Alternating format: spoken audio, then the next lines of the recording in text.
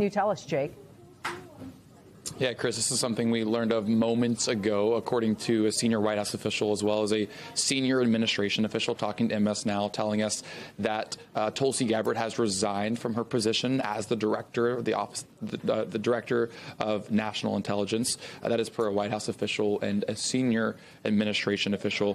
One White House official telling MS Now the reasoning for that resignation is coming due to Gabbard's attempt to support her husband as he battles a rare form of bone cancer. We are working to learn the details of that resignation, the timing of that as well. I will note, though, just for a little bit of context there, Chris, is there's been a lot of speculation around Gabbard's involvement in the administration, particularly around President Trump and the White House's involvement in foreign relations in Venezuela, particularly in Iran, as this war has raged on for months now. Gabbard initially was a long-standing critic of any type of regime change wars globally. Her initial candidacy and then initial endorsement of President Trump back in 2024 was centered around her continually saying President Trump will not lead us into new wars. And so there's been a lot of questioning and reporting around Gabbard's involvement in this administration as it has continued and pursued war with Iran over the past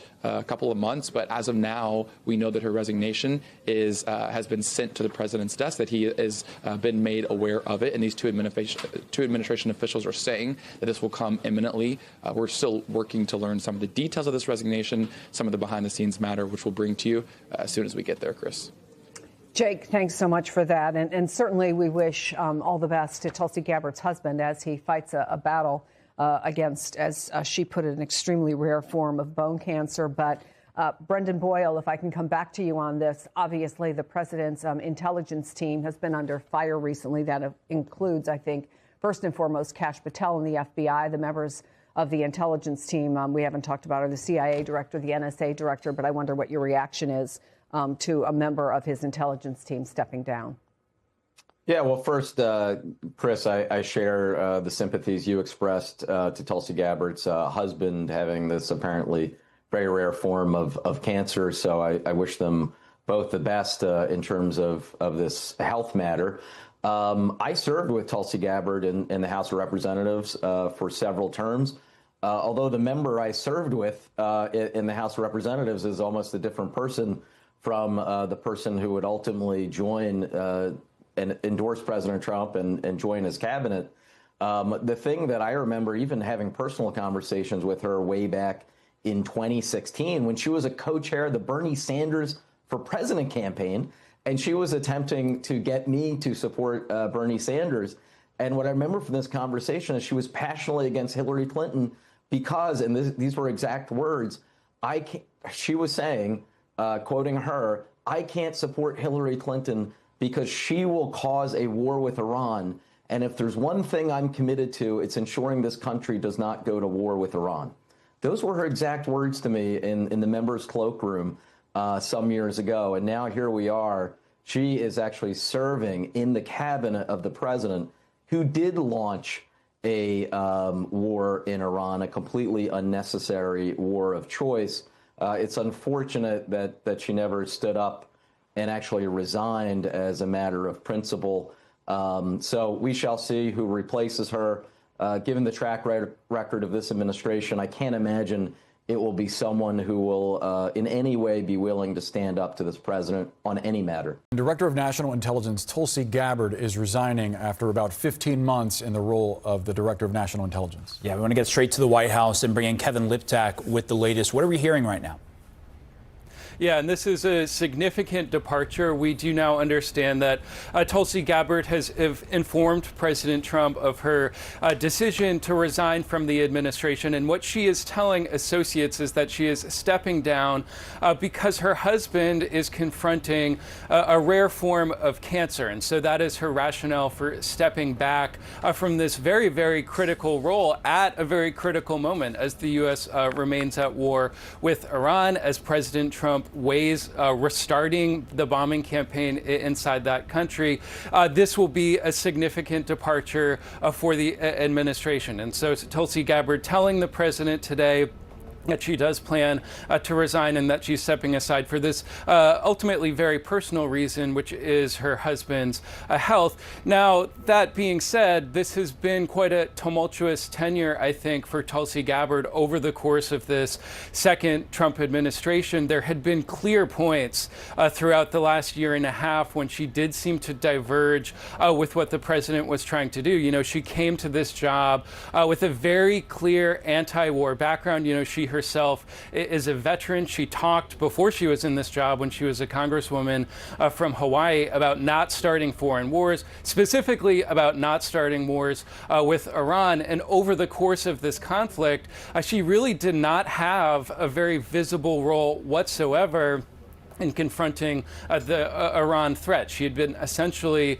cut out of some of those conversations. You know, the president did seem to task her with some different roles. You'll remember she was down in Fulton County, Georgia, when the FBI was raiding a voting office there. It was sort of a strange sight to see the DNI down in Georgia when the FBI was conducting that raid. She also put out a report sort of downplaying the role of election meddling from Russia. Both of those, I think, meant to put her in the president's good graces. But despite all of that, there had been these clear tensions. And so now we're understanding that she is going to be leaving the administration. We do not yet know at this point who may replace her. This is a very, very critical job. You know, it was created in the aftermath of 9/11 to try and coordinate all of the government's intelligence streams. So at particularly a tense moment, it will be critical to get this job filled. But at least for now, Tulsi Gabbard saying that she will no longer be the Director of National Intelligence. Yeah, especially as the United States is at war in the Middle East, it's notable that the Director of National Intelligence is departing. I also just want to talk about sort of the policy positioning of where Tulsi Gabbard was in terms of Director of National Intelligence.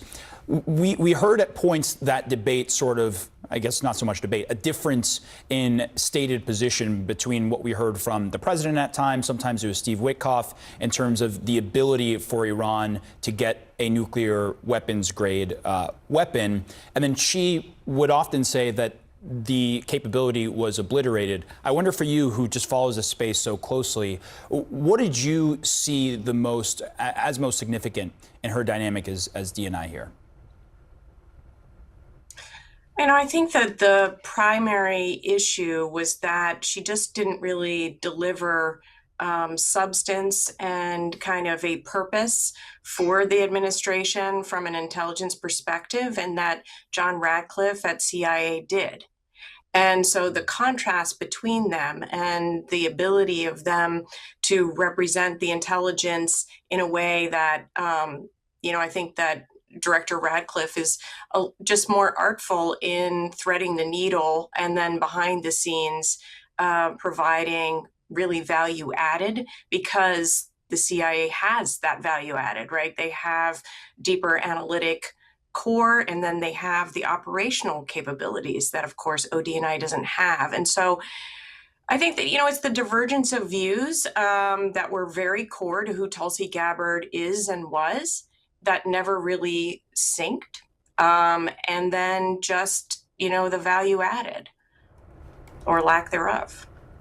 Wow. I'm also curious, Beth, about the most recent incident that drew criticism from both parties regarding her visit to this elections office in Georgia. She's obviously, as DNI, focused on coordinating overseas intelligence, but there she is in Fulton County at a domestic FBI search of this elections office, reportedly putting President Trump on the phone with FBI agents as well, raising concerns about political interference. The backdrop, of course, President Trump's claims about the 2020 election and there being fraud in Georgia.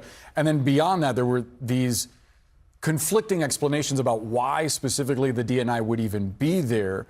I mean, what does that tell you about her time as DNI and the ways in which her relationship with the president evolved into her work?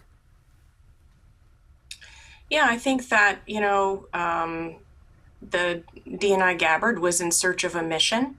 that was of value to the president. And, you know, there was this kind of joke, very sad joke from her perspective, where her initials, DNI, stood for do not invite to all these foreign policy meetings. And you would see that she was completely absent from Mar-a-Lago during the Venezuela operation, during the Iran operation. And so she was in search of a mission that was of value. And this election fraud mission was something that where, you know, she jumped in to take up that mantle.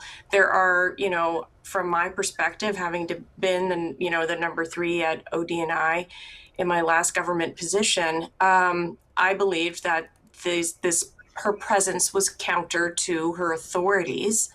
I don't think that the DNI has authority for this kind of engagement on domestic election issues, even when there is a potential foreign nexus.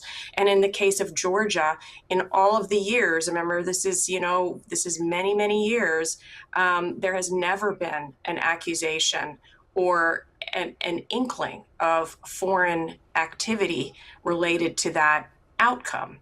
And so, you know, it was just completely off the charts, weird.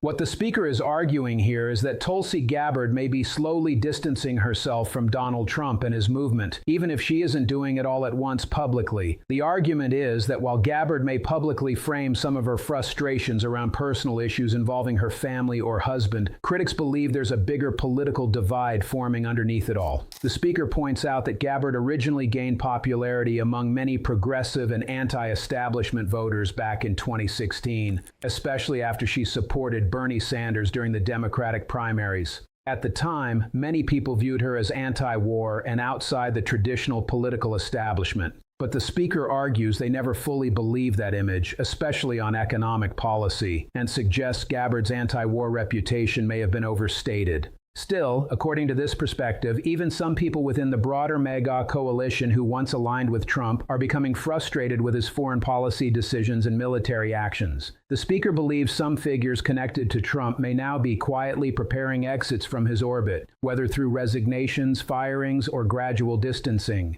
And the argument is that these departures may be intentionally staggered over time because constant controversy keeps negative headlines surrounding Trump alive week after week.